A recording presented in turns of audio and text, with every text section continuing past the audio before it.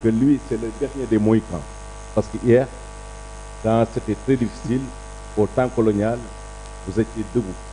Et vous connaissez à être debout jusqu'à ce jour. Soyez-en remerciés. Et pour l'histoire et pour la mémoire, on peut vous citer un exemple. Vous étiez là au temps de Cheikh Anta Diop, au temps de la Fayence, au temps de Majmoud Diop, au temps de tous ces valeureux africains qui ont dit non à la colonisation et aux dominateurs. Et jusqu'à présent, sans jamais faillir, vous êtes toujours dans ce siège-là. Alors c'est pourquoi quand vous avez invité Magui Pasteur, malgré les contraintes de temps, parce que nous sommes dans des investitures, les temps ont été tous pour venir vous soutenir pour l'immensité de votre œuvre. Pastef,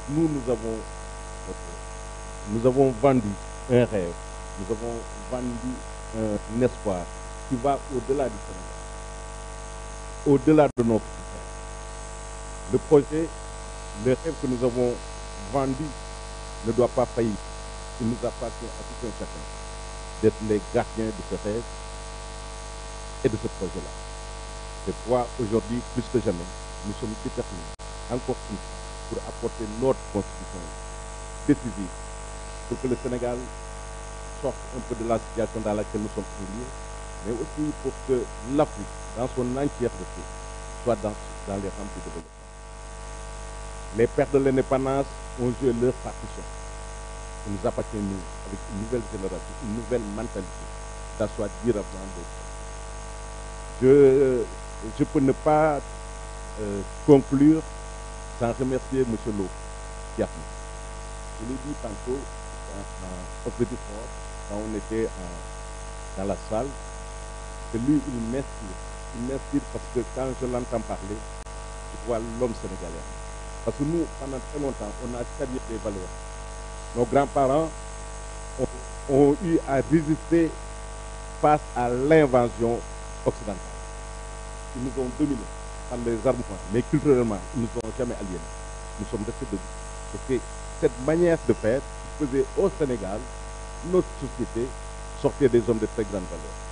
Il n'est pas donné à n'importe qui de sortir de la valeur de Cheikh Anta Diop, de Lat Dior Diop, de El Hadji Malick, de Serigne Touba. Parce que dans la configuration, dans l'œuvre sociologique, comment notre société a bâti, tout était réuni pour qu'on sorte de grands hommes ici au Sénégal.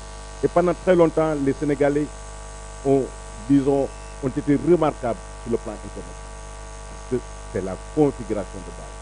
Et ça, moi, ma réflexion se situe sur l'angle sociologique. C'est pourquoi ce legs-là, nous ne devons pas perdre ce legs-là. Nous devons le conserver. Et au niveau du Pastef, nous travaillons pour que ce legs-là se vive et aille de l'avant. Donc, merci une fois encore pour tous. Et à vous aussi, jeunes journalistes, nous vous remercions aussi d'avoir bienvenu massivement assisté à cette conférence. Je ne voudrais pas être en reste, mais je voudrais confirmer ici que l'État du Sénégal ou bien nos dirigeants qui sont là n'ont pas de problème avec la presse. Nous avons des problèmes avec des pratiques que nous avons trouvées ici et que nous voudrions changer. Les patrons de presse doivent changer de comportement pour une meilleure prise en charge des journalistes. Il ne peut pas avoir des bénéfices, travailler, avoir des bénéfices et faire poireter nos jeunes journalistes-là qui ne peuvent pas aller de l'avant parce qu'ils ne sont pas très bien payés. Ils ne payent pas les impôts, ils posent beaucoup de problèmes. C'est ça que nous voulons corriger. Mais on n'a vraiment pas de problème avec la presse. C'est ça que je voudrais dire.